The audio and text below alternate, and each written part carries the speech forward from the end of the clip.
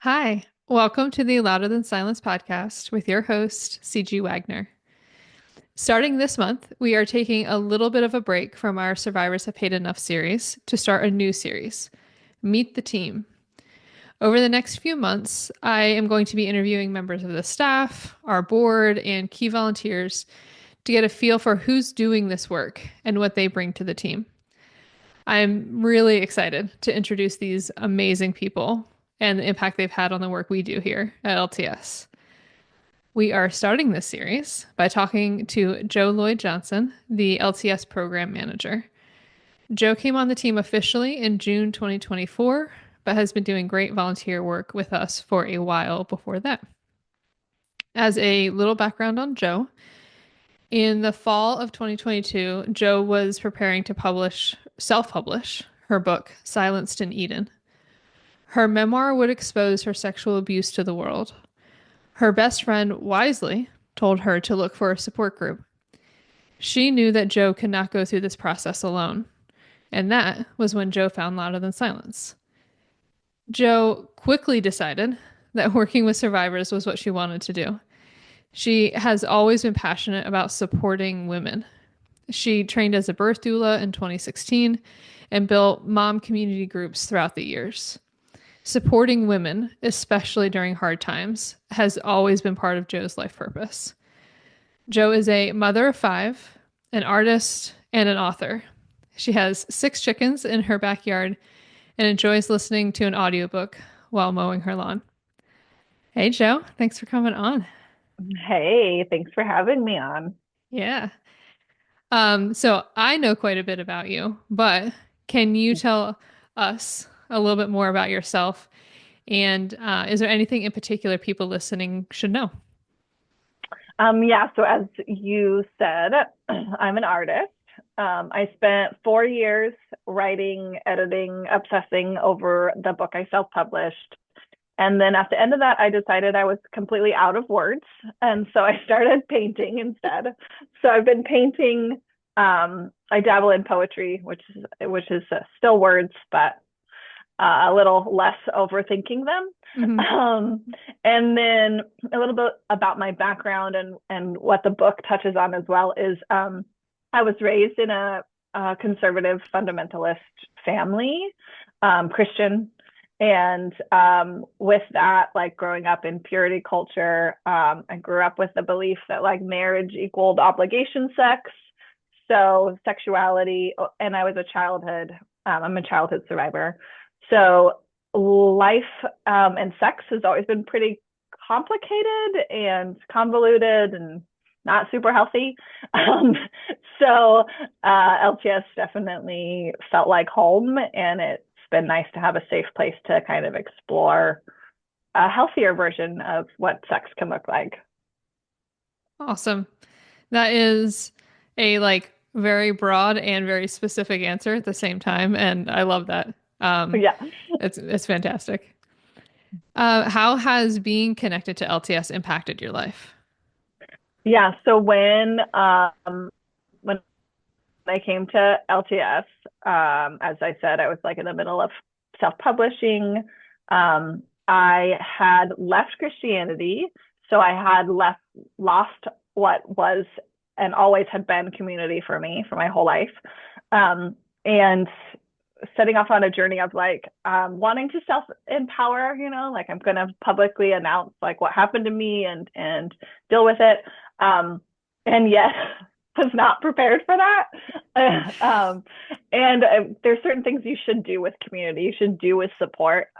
So thankfully, I found LTS at that like perfect time where I desperately needed them. Um, and so they became my community. They showed me again like what safe space looks like.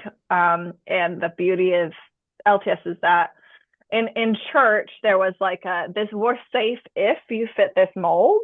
And LTS is a lot more like we're safe and come as you are.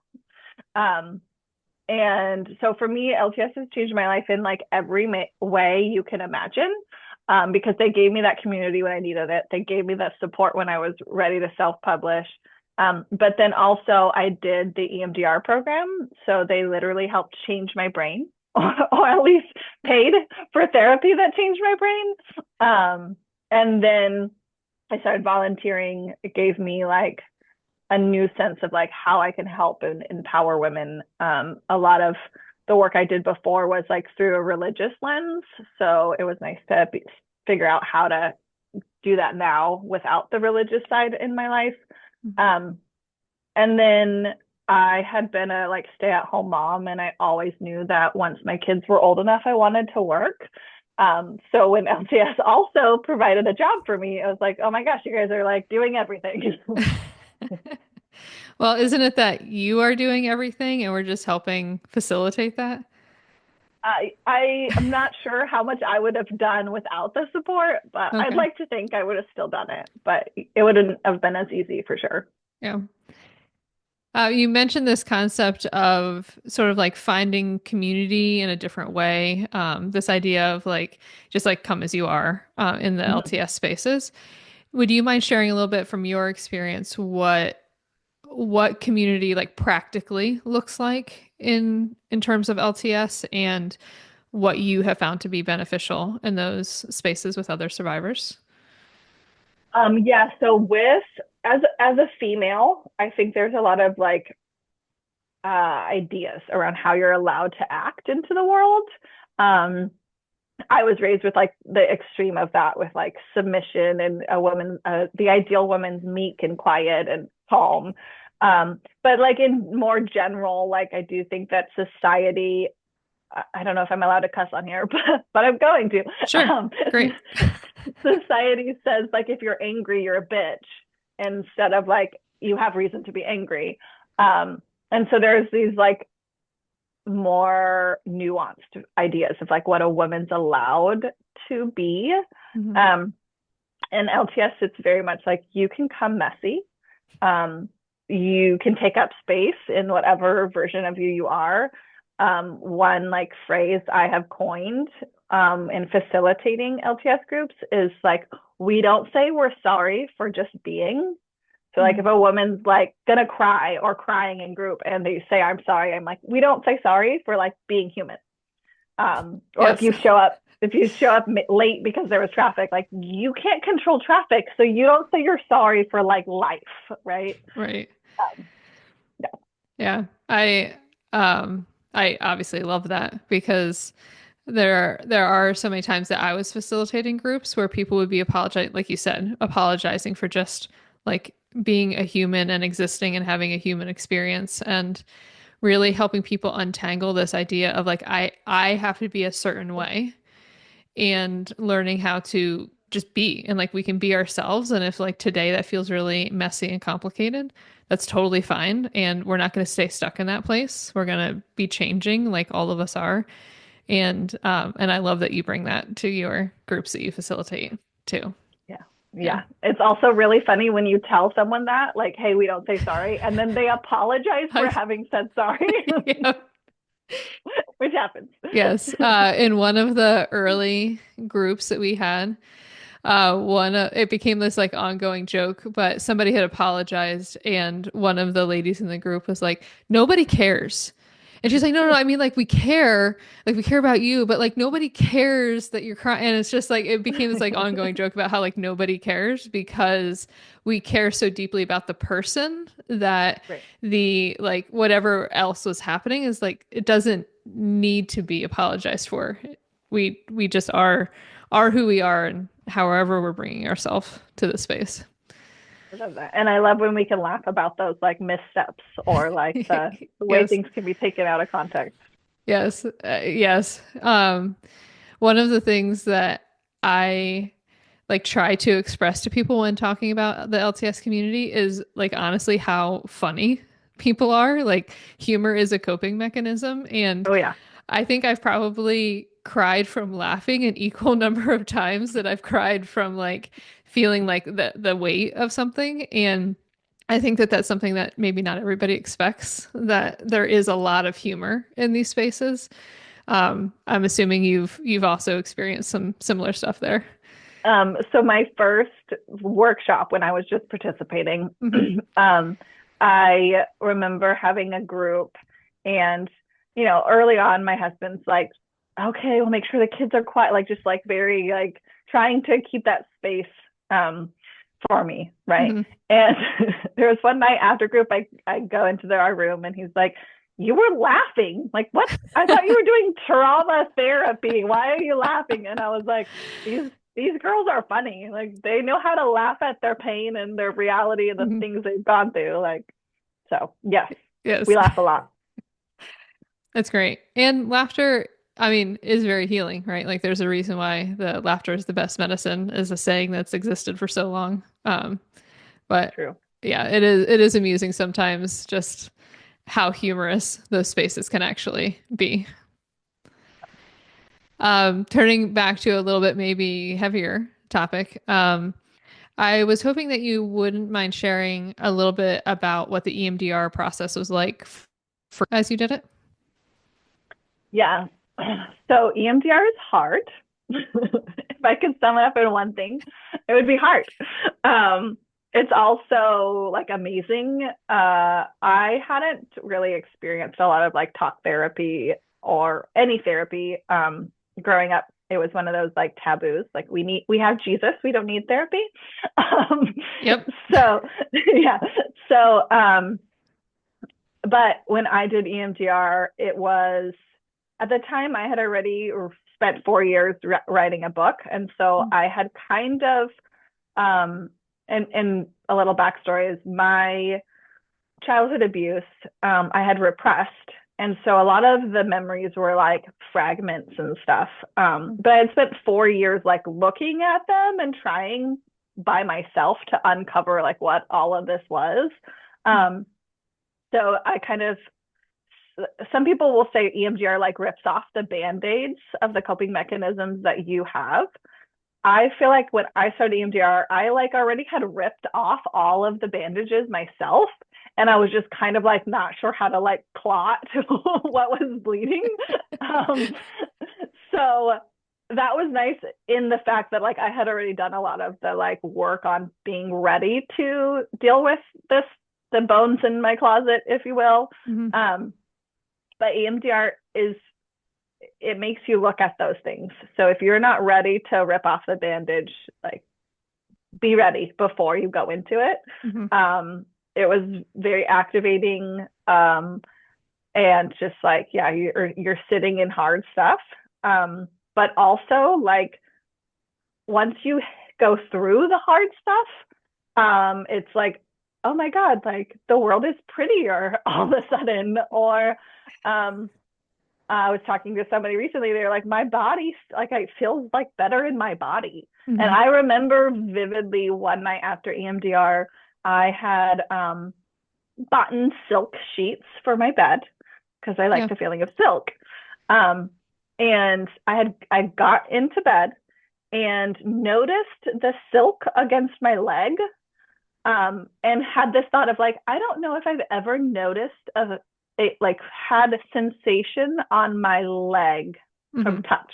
Like whenever I thought of touch, I thought like this, touching something. Right. But the like I can feel things against my skin on my legs and on my stomach and on my like, and it really was this like, oh, I think I am in my body more than I've ever been in my entire life Mm-hmm. before. Um, I also told my therapist that it felt like I was coming home to myself for the first time. Yeah. So yeah, EMDR is hard, but it is Yes. it is life changing. I definitely am proud of myself for doing it. And one thing that I actually just started kind of slowly doing a little more EMDR as I found a therapist, and I'm doing like talk therapy, and she's been doing some EMDR around certain things again, because it is something I believe in so much that I know it works. Yeah. Yes. Absolutely. And I've also heard a lot of stories and my own personal experiences, like you said, about like coming home to yourself. It's actually one of the ways I've used to kind of describe the work that we do at LTS when I'm talking to people is this concept of like we're just shining the light so people can find themselves again. And I love that you also came up with like a similar metaphor to the work that you did. independently of Yeah. how I have talked about it. So yeah, that's great. And yes, like incredibly hard and incredibly life-changing at the same time. And I don't know that things that are life-changing that aren't hard in some fashion, right? Right. That everything that we do that's a significant change, even if it's like quote positive, right? Like a good positive change, there's still challenge to it. And so, of course, EMDR is going to fall in that camp as well. Right. Like, Yeah. no surprise there. And like you said, like being embodied in a way that you hadn't ever before. And you mentioned earlier, like your brain being different Yeah. now. Like, yeah, that's not insignificant. No, not at Yeah. all. Yeah. That is one thing that EMDR starts to um, shine lights on certain ways of thinking Hmm. that were unconscious before. Like you just automatically, like you and I read this week talked about like I got an email from you and my immediate thought is like I did something wrong. She's pointing out like these are all things I did wrong. Where it was like these were talking points that we needed to talk through because like we work together and sometimes you have to talk through things. Yes. Um, but my brain is like, oh, I must have done something wrong.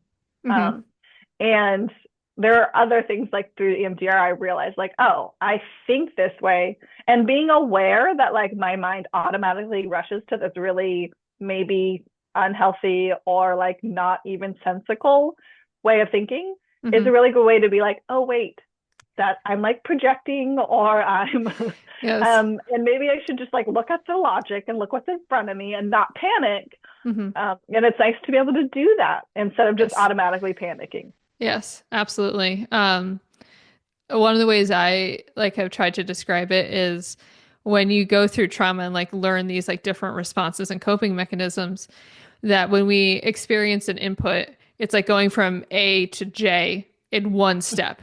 And part of EMDR helps you say like, okay, well, to get from A to J, it's actually all of these individual steps. And so like, can I choose a different path from here? Like it doesn't have to automatically end at J. Maybe I wanted to end at S instead. And Right. actually like being able to make decisions instead of automatically jumping to that one point that has felt so familiar to us for so long. Yeah, Yeah. absolutely. Yeah. Awesome. Thank you for sharing about Mhm. what all of that has been like for you. So I also wanted to chat with you about your book because Yeah. it's an incredible book. And Oh. I feel very fortunate that I've had a chance to read it. Actually, I've read it a couple of times. But what prompted you to decide to write your story in book form? So when I first started writing the book, it wasn't in book form. It was a journal per se. Sure. Um, I started writing for me before I had talk therapy and EMDR, and therapy was like not allowed still in my Hmm. brain. The only way I knew how to process my feelings or even like be in the same vicinity of my feelings was to write about them. So like at I don't know 11 years old, I would like write poetry or write whatever because that was Hmm. the only way I knew how to address how I was feeling. Um, so when I first started writing, I started writing about leaving Christianity, or more or less more questioning certain Christian beliefs, Hmm. and having kids and being like, how do I want to parent, and how was I parented? Um, and that touched on my childhood, and I was like, well, I should probably deal with this abuse that happened that I've never really dealt with. Yeah. So I started writing for me as a way to process. Um, at some point in the writing, I was like, this would be good for my kids to be able to read. Mm. Um, I'm one who thinks that like the best way to parent is through example. And you can't be in your kids' pain if you're hiding your own. Now, obviously, with age appropriate reality, like my Sure. kids, none of my kids right now have read the book yet. Um, but at some point in their lives, I would like them to be able to read this. Hmm. And so then I started like, okay, how would I compile it in a way that they could read? So then that started stepping towards a book. um, and then the push to actually publish. At the time, I was reading a bunch of memoirs around people leaving cults, um, like obsessively. um, it was like the one way that I was like, I'm not the only person who had some of these batshit but things happen to them, or these ideas Yep. that were taught me, or the fear of like, if I put on a tank top, am I going to be judged by the whole community? Like just the weird shit that's Yep. specific to culty backgrounds. Anyways, I was reading those and I just had the thought of like, well, if these stories help me feel understood, wouldn't my story help other people feel understood? Yeah. Um, and so I was like, well, that seems like what I should do then. Yeah. So luckily for me, my sister is an amazing English teacher and said she would help edit the book. And so I got lucky on finding an editor that wasn't Hmm. too pricey because like sister discounts pretty great. Yes. But yeah, that's how it ended up a book. Wow. So, do you have any like thoughts or advice for somebody who might be listening who's considering writing a book and sharing their story in that way? Something that you wish you had known maybe before you went down that road? I was not prepared for the like responses of people who knew me or know me after reading the book. Hmm. At one point, my Facebook Messenger was inundated with random people that I knew from the past who decided to just trauma dump, I guess would be the right word. Yep. I Do you had do you multiple, mind? I'm gonna cut you off. Do you yeah, mind uh explaining what you mean by trauma dump? yeah. Yeah. So I had an inbox full of graphic, detailed stories of childhood sexual assault. Hmm. And most of them said like they've never told anyone that they've experienced that. Some of them told me why they still are silent. Um, Heartbreaking things, and most of these are like, some of them were like my parents' friends Right. or like my great aunts. Like, Yeah. it's not my best friend deciding to share this with Right. me. This is like a relationship from a relationship type thing. Hmm. And they all also were looking at me in this way of like obviously they know I can relate, Hmm. um, but I don't know if they wanted answers. Um, with my book too, there was certain people who threw religious stuff at me about like how I have to come back to Christianity. Um, and I wasn't prepared for that like human to human thing, like Mm. messaging me on Yeah. Facebook. So I like changed it so like my Facebook, I only friend people who I like know. Yep. um, uh, and I've had to like there are messages I won't reply to or reply in a like I'm sorry that you experienced this. You should seek a therapist. Yeah. um, I had to like be ready for those boundaries of like this is not like I'm putting my story out there, Hmm. but I'm not asking for your story because like I'm not a licensed therapist. I'm not that is not what I am trained to do. Um, so I wasn't prepared for that. Also, there was I don't think I fully thought through like how publishing would affect relationships in my actual friends, right? Because like that stuff Hmm. was like I said, relationships of relationships, which I Sure. wasn't expecting. But I also don't think I expected the like how it would affect my family, how it would affect closer friends, how when you like some people are really uncomfortable with specifically like sexual trauma. Some Yep. people have had sexual trauma that they don't want to face. So you being so uh, comfortable with the reality that you had that can be very disorientating for them. Mm-hmm. So if you publish a book and talk about those topics, it will affect relationships. And like I said before, like I'm really happy that I had LTS because like it was a safe space to be the survivor that I am and be loud about it and not judged about it and Yeah. accepted the way that like accepted as that version of me. Um, so have a support system in place.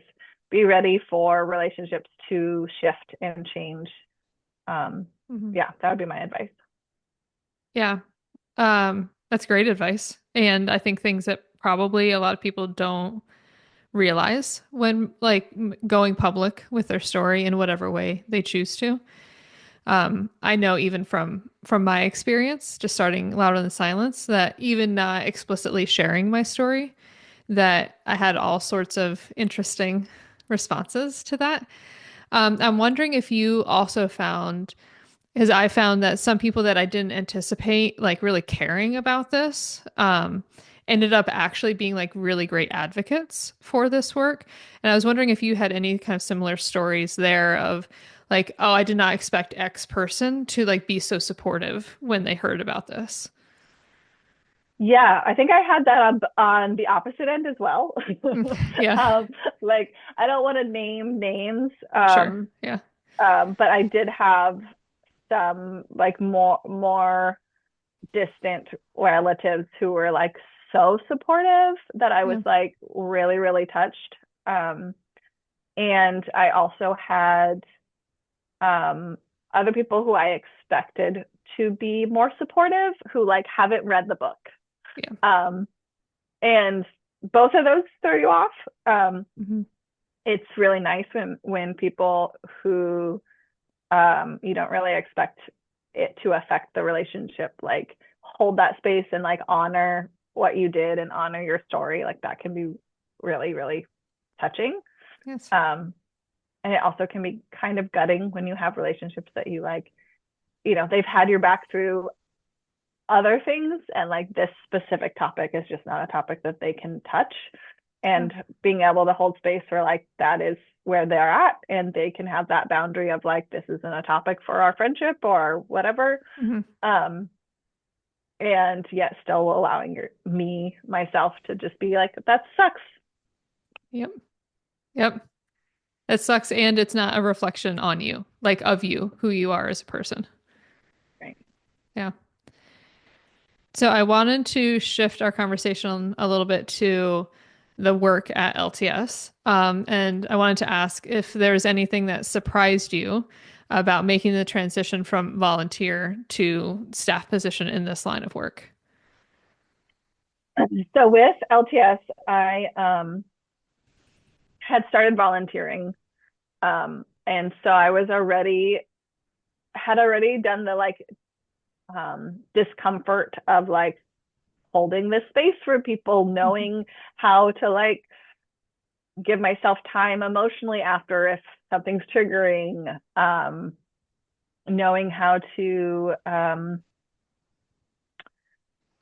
like just be in this space and to Yeah. some of our LTS guidelines also are like not jumping to give advice. You Yep. have to you have to Yep. allow yeah you have to allow the person in the process to be in their process and Hmm. that will look different than your process. um and I think as like a mom and as someone who like that was always important to me when I did other work with women was like knowing that like I don't want to be controlling. I think also with my background, like I had people be controlling, so I was very already aware of that. But it can be different when women are talking to you about like a spouse and it sounds like some level of domestic violence and you're like run but you can't say that, right? Yeah.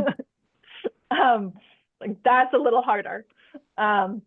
But so while starting volunteering, I was starting to do that, right? Like learn how to shut my mouth and let them be in their process and not push my way of processing on them, which is a hard thing to do in this work. But Hmm. um, when I came on staff, for me, the real like oh, this is different, was that I didn't realize how much I was already volunteering. And so I Yeah. wasn't like logging, I wasn't logging hours. Sure. Yeah. I wasn't, I wasn't scheduling a meeting with so and so around like, well, this week I'm already full and I have to move it to the next week. Mhm. So that was the hardest part when I came on staff was, oh, I'm hitting my hours. So sometimes I have to actually cut back on how many meetings I take. Um, but I think it was good because I needed to start figuring out that like life work balance and Yeah. having boundaries around my time. Like I am one, like if I'm passionate about something, like I'm all in. Um, and I uh, understand. Yeah. and you know, I am a mother of five, as you said. Um, my kids, you know, have school drop off and pick up and playtime and all the other needs. I have to Hmm. feed them. I um, I can't take a phone call from somebody in a crisis when I need to put food on the table or drive someone to school. Hmm. Um, and like I think for a long time I felt like I had to like not specifically in LTS but in general like I've always been the like person that people come to in a crisis, and I Yeah. used to feel so guilty if it was like, oh, I don't have capacity for your crisis right now. um Hmm. and doing this work, like I have to have that boundary of like, oh, I only have so much time, I only have so much emotional bandwidth.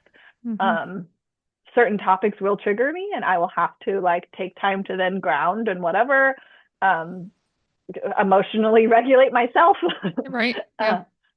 uh, um so that was something that I don't think, like I think I was doing a little bit, but like the way that I had to like have harder boundaries and stricter boundaries with like work and life Hmm. was something that was probably the hardest part of coming on staff for me. Yeah.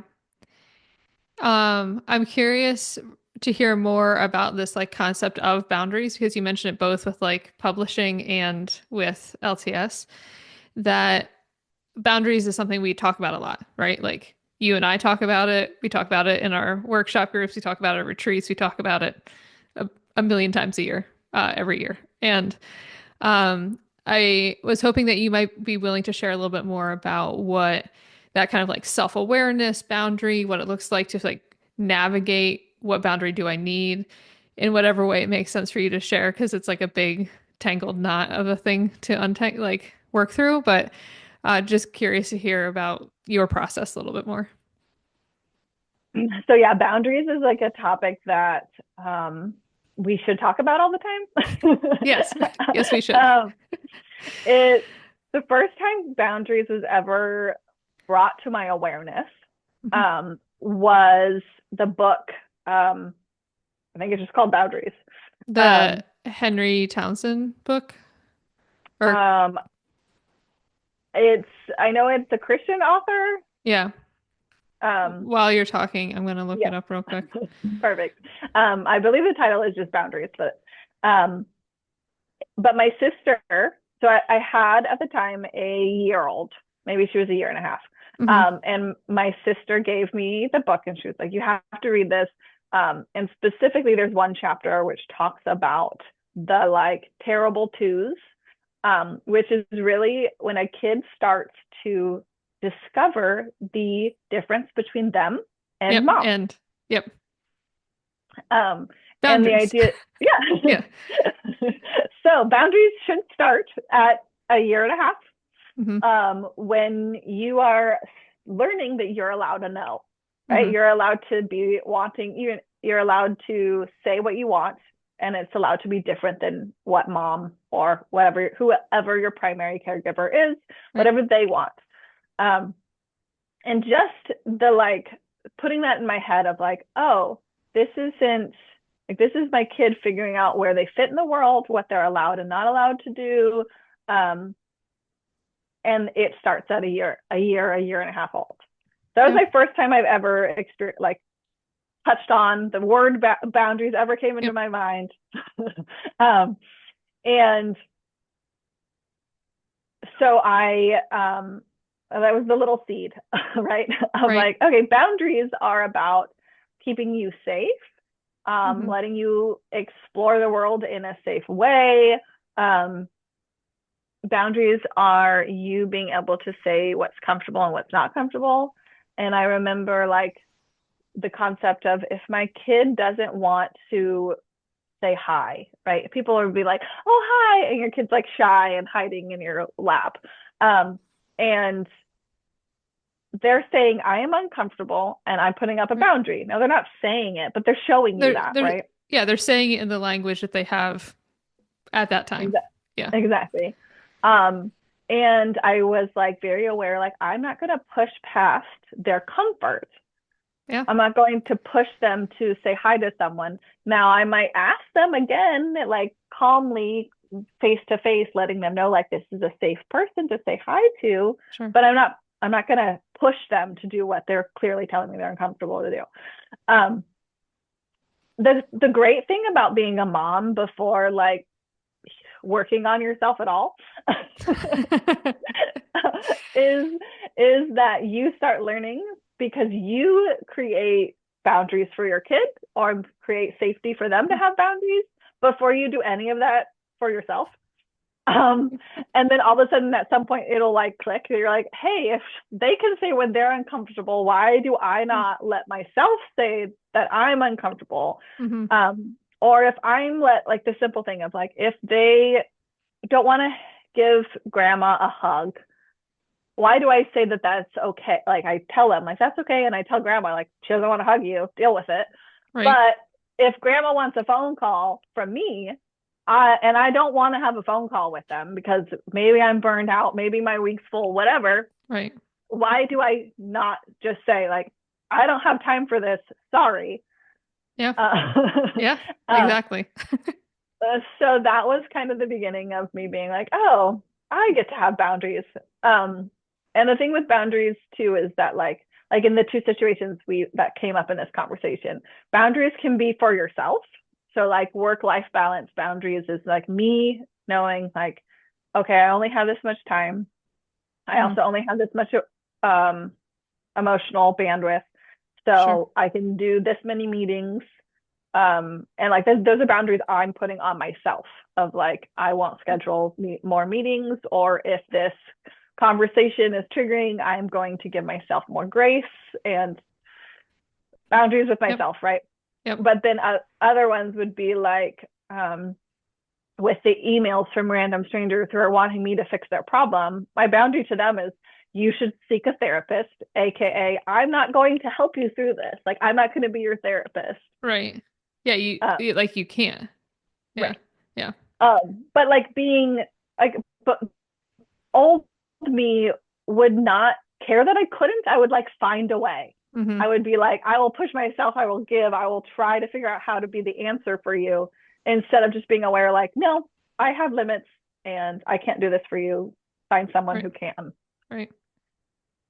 And I love that you mentioned that part specifically where like I also the same for me, right? Where I felt like I had to give everything I could give to everybody to help everyone who asked me to help at all points in time. Right.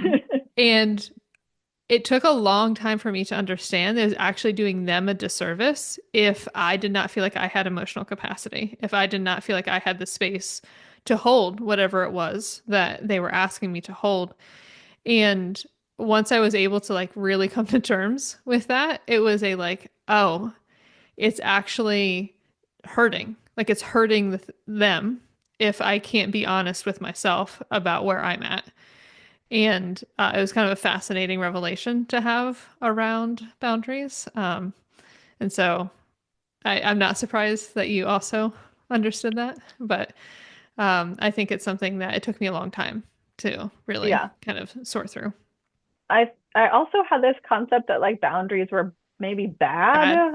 Uh-huh. Yep. Um, and I remember Yep. talking, I remember talking kind of through boundaries with my therapist when I was doing EMDR. Um, and I forget the specific story that I was sharing with her. And then, but afterwards, what I do remember is that afterwards she was like, Well, it sounds like you're telling me that putting up boundaries and them putting up boundaries and knowing each other's expectations is actually making the relationship feel safe. Mm-hmm. And I was like, oh, that makes sense. Yeah. Yep. As it turns out that when we understand where we're at, somebody else understands where they're at, and then we can openly communicate about those things, then we're not blindsided, right? Like we're not caught off guard. We can say, I understand this person has these values, acts in this way. And then if they do something that's outside of that, then it's like, okay, that's an indication that something else is going on here. Like it's an Yeah, indication that like maybe it's a like, hey, are you doing okay? Instead of right. it being a like wildly unpredictable scenario each and every time you interact with them. Yeah. And I also realized like if somebody can come to the table and be like, hey, these are my hard limits, like, or this Mhm. is what I'm capable of, or this is my expectation of this relationship, then they're not over giving and they're not going to resent you, Right. right? Right. Because there's so many times in a relationship where like um you know say I'm needing from someone a lot and then all of a sudden they're being sweet and kind and helpful and then all of a sudden they're like yelling at me because they're like, how can you expect me to do this? And I'm like, wait, I don't I Right. don't understand, you've been doing this for months. But they see like I've been taking from the relationship for Mhm. months, instead of like with boundaries and open communication. That person could have said months ago, hey, this feels like a one-sided relationship, I need you to need me less, or I need this to be the limit of how Sure. often I can whatever Right. boundaries would have not led to them being angry and yelling at you at the end, right? Right. Yeah. I So I love this particular part of this conversation that we're having, and it could be approximately 43 more hours of conversation. Right. So unfortunately, I think we're gonna have to like keep moving Pivot. on. Mm-hmm. I do want to briefly say I did find the book because it was also the first book it was the first interaction with the concept of boundaries that I had too, the same book. Mm-hmm. And it's written by doctors Cloud and Townsend. So yes. But interesting that that was also your first Mm-hmm. introduction to it because I did not realize that. I don't think we had ever talked about that before. We So, had not. yeah, But the title is Boundaries, it correct? is. Yep. Or, Yeah, it's yeah, just literally the word boundaries. perfect. Yeah. Um, all right. So my next question for you is, what is one myth about sexual violence that you'd like to bust? This question had me spinning a little. I was like, I'm sure there's a bunch. What are the myths? Let me think. Yes. Um, um, I'm sure there are quite a few. Hmm. One thing that comes to mind that's not on my reply before was that sexual violence can happen in an intimate relationship.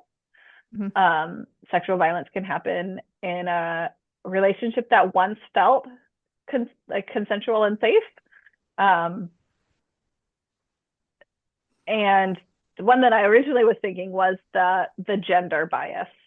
Yeah. Um, we do know that like perpetrators are more often male than female, but females have also perpetrated harm, have Yep. also, um, and it doesn't just happen to young girls. It doesn't just happen to girls of all ages. Statistically, sure, it happens more often to girls. Some statistics I was looking into, and it sounds like before adolescence, it may be equally Hmm. happening, because That's what it seems pedophilia like. Yeah. is pedophilia, and they don't Right. really care about the gender. They care about power and intimidation and all the grossness that is that. um, Yep. and I think that is, for me, I do have a heart for the silencing of young boys. Um, Yeah. I have sons and daughters, and I am very aware that all of them are children who need to be protected, not just my daughters. Right. Um, So, yeah, the myth that it just happens to young girls. Apparently, social workers, when they're taking kids from homes, ask the girls about sexual violence and don't always ask the boys about sexual violence. Yeah. And like, these are biases that should not happen. We should understand that like sexual violence is more about the violence. It's more about Yes. somebody wanting control than it has to do with your genitalia or arousal, even, or Yeah. not attraction, not arousal, because they're getting aroused by the power. But the attraction is not about a gender. Right. Yeah. Yeah. Thanks for sharing that because there's a lot of myths out there to bust, and I think it's really important to talk about this concept that there's a lot more spaces where women in particular can have this conversation about what sexual violence has been in their life, and there's not as much space or understanding for what it's like for males when they've experienced sexual violence too. So, yeah, thanks for bringing that into the conversation, and we will figure out our part in Yeah, in fixing this too. yeah. All right, so our last question as we are wrapping up is, do you have anything you would like to ask me since you have had to answer everything today? Yeah, my turn. um, so for a long time, LTS was just you. Hmm. Um, I think I was the first person to like come on staff, like legitimately on staff. Um, and as we grow, um, do you have any fears that come up with kind of letting go of the reins to some level, or just having others be helping in the process of creating LTS? Um, what a great question. So one of my struggles, and this is going to be like a long, maybe convoluted answer. One of my struggles is asking for help.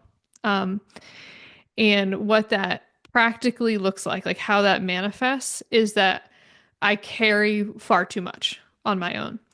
And so when you came on staff, the immediate feeling was relief because I had been carrying too much for too long. Like it was already like I had gotten to that like extreme pain point because like even though you were volunteering, there's still a difference between a volunteer person and a staff person doing the work. And it was just like a weight lifted that I could be like, all right, I don't have to carry this piece by myself anymore. I'm not the only one who every workday is like trying to like untangle these problems. And it was incredibly beneficial. And a part of that is in my earlier career, I worked in the restaurant industry. And as I was getting into management roles, I had a mentor who like actively trained me that as a manager, as a person like in charge of something, that I should be setting up things that if I were to just like not show up for a period, they would run exactly the same without me. And I feel very grateful. That was how he mentored me in what leadership should look like, right? It is handing off things to people that you have hired because their skill, expertise, personality, like all of those things, right? So I I already knew I could trust you. Like I already knew that you were amazing and I wanted you as part of the team like as soon as I could get you on the team. Um and again that kind of ties in with the relief thing, right? Like if how I've been trained is make sure you're handing off stuff to people and I couldn't because of, Mm-hmm. basically the financial piece, then I also felt that pressure continuing to build of like, okay, professionally, I know this is not how like something is sustainable long term. And how do I balance that with everything that I am navigating too, as, you know, running a young nonprofit that when you start with literally $0 in donations, you're building everything from scratch. Mm-hmm. So, um, and those two answers might seem a little conflicting, but I've realized that what it is that professionally, I understand this concept really well. But there is a disconnect between the personal and the professional often, right? Like we understand professionally how to do something and maybe not personally. And so the personally is like the personal work that I've had to do around what help looks like, right? Like it's one thing mentally to be like, this person is paid to do this thing. So of course they need to do their job versus I need help with this as a human because it's too much to carry on my own. Is it okay to trust someone with Mm-hmm. with this burden? And so it's been a lot of working through all of that. And fortunately for me, I can say I haven't had a lot of, like struggles with the control piece of it. It's a little bit of like maybe like pangs of like, oh, I'm like not part of that thing. And Mhm. like, like, oh, that would have been really cool, but like that's not my role. Um, but that's more of a like grieving the growing up process, right? Like, Mhm. you with your kids, you're like, oh, like I miss when they were like maybe not a toddler and learning their boundaries. Maybe I liked when they were just like snuggling with me. Mhm. But that is part of growth is celebrating that they're in a new spot and grieving what once was, right? And cannot be moving forward. And so I think that metaphor carries over a lot into this particular aspect of handing things off. But Um, yeah. that reminds me. So when one of the programs that we started once I Mhm. came on staff was Write Louder.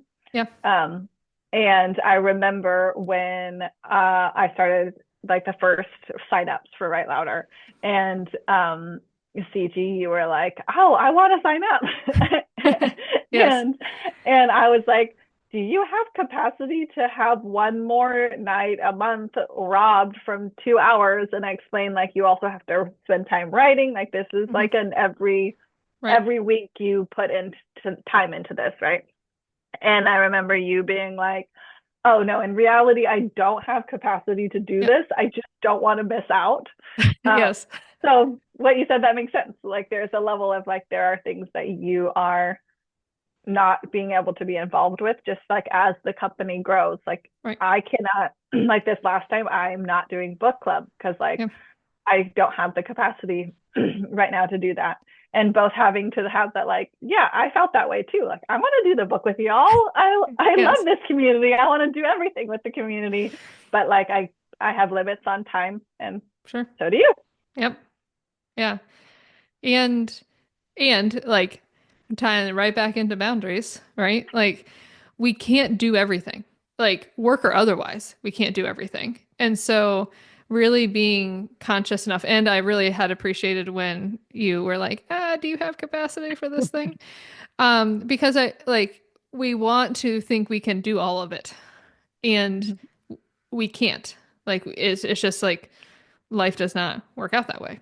And having the boundaries around like, all right, this is my actual capacity, is a real thing. And you had mentioned about trust. I do think that the way LTS has grown in the last bit, like we have been hiring Mhm. from people in the community who have shown themselves trustworthy. Um, and so like that makes sense. The like, okay, I can trust this person. They have shown me that they are Right. trustworthy. And that level of like being able to know how the person's wired. Like when you had said you wanted to do Write Louder, like I was like, well, I know CG and I know she wants to do this, but I also know that she's Right. busy and has a lot on her plate. And so like having a relationship where you can like not really push back, but just like point out, like, are you sure? Like, Mhm. is this really? And I do feel like, at least with you and I, there has been a lot of times where that like understanding each other's maybe coping mechanisms that aren't as healthy and being able to be like, hey, make sure Hey. you are being healthy. Like, make sure Right. you're continuing to prioritize your emotional and mental health is Yep. nice because it does continue that trust. Like, all right, I know that if I'm overworked, I can tell CG, like, yeah, this is too much. I did take on too Right. much. And she can be like, oh, I understand that sometimes we do that. Yep. Yes. And it's something that's really important to me that as LTS grows, that the people we're bringing on staff feel that being on staff is in and of itself a healing thing, right? Like we want to set it up so that we have trust and we can talk about the things that maybe in a traditional work setting is not okay to say or like feels like maybe too precarious to bring up the like I don't have capacity for this thing. That's exactly how we want to set it up where like we want people to be able to be honest, including myself around like hey, as far as work goes, like today I need to focus on my humanity a little bit more, and then I need to focus on being productive. And that is really how I hope we can continue LTS growth with the staff, that we all feel like, yes, our humanity is an important piece of why we're here. Yeah, and I Yeah. think it's cool because it is how we are as a community, like as a whole. Hmm. And so it is really cool to see. I've been in spaces where like what it appears to be is not how it is as you go higher up, you know? Right. And so I love that LTS is like, that's how we are in the door. Like I said, like you don't need to say sorry for being human. Like, Yep. right in the first workshop you show up at, I'm going to tell you that. And so for it to continue, like as I'm on staff and in our interactions as like people who are creating that, we like continue that Mhm. behavior and way of being, not Right. just a facade. Like it's legitimately how we are interacting into the world. Right.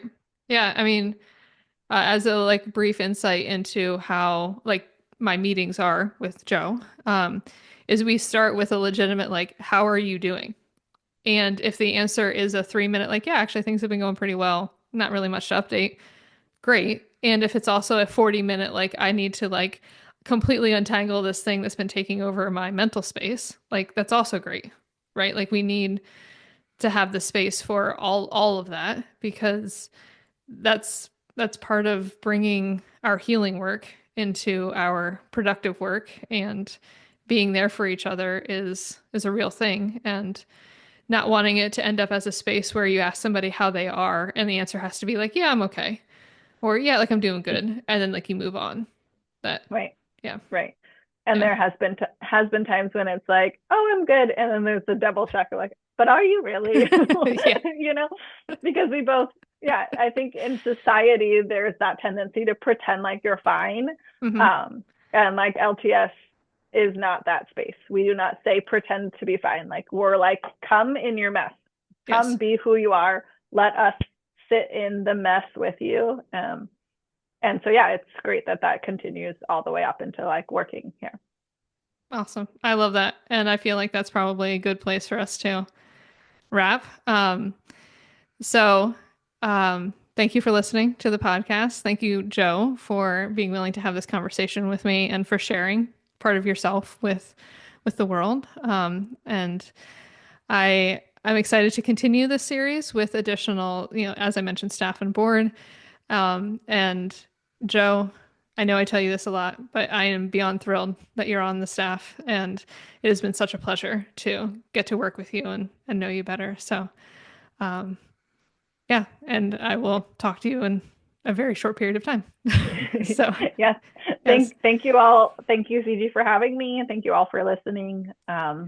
And we appreciate our LTS community. Mhm. Yes. Thank you to every. All right. Yeah. Bye, everybody. We'll see you next month.